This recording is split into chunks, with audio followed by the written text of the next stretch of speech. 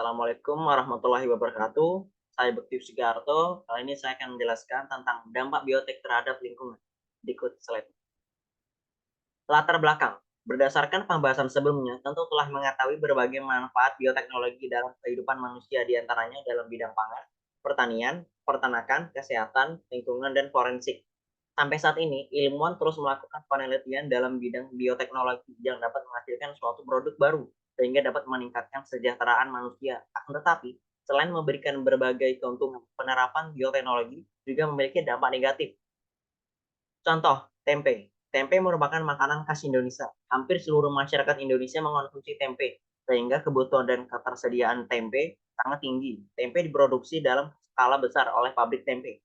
Pabrik-pabrik tersebut akan menghasilkan limbah berupa kulit dan ampas biji kedelai. Dampak terhadap lingkungan.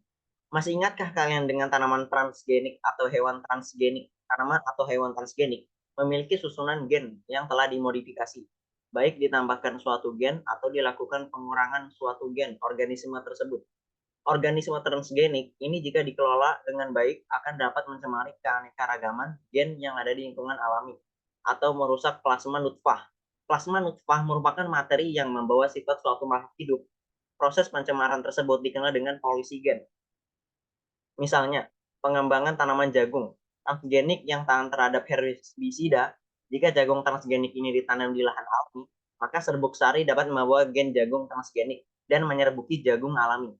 Penyerbukan seperti ini membuat gen-gen pada jagung alami terkontaminasi dengan gen-gen dari tanaman jagung transgenik.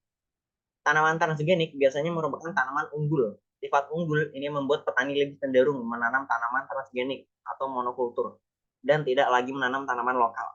Akibatnya, tanaman lokal bukan tanaman transgenik akan menjadi langka. Kondisi ini mengakibatkan terjadinya penurunan jumlah plasma nutfah.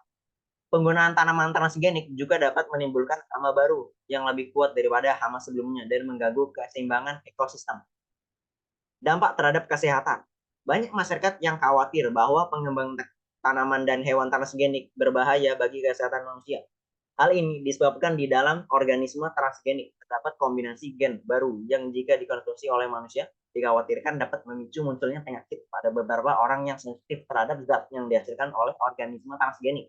Berdasarkan hasil penelitian terhadap tanaman kedelai transgenik yang mengandung gen dari kacang Brazil dapat memicu reaksi alergi pada orang tertentu yang sensitif terhadap kacang Brazil.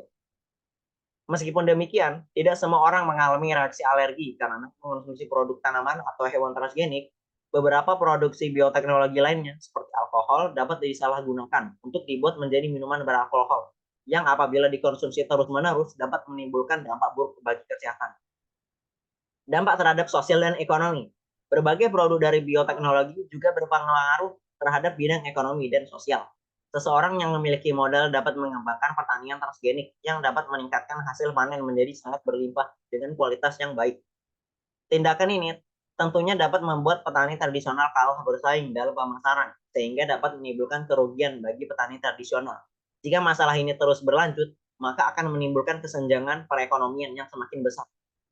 Begitu juga apabila negara yang sudah maju dalam mengembangkan organisme transgenik memasarkan produknya dalam perdagangan internasional.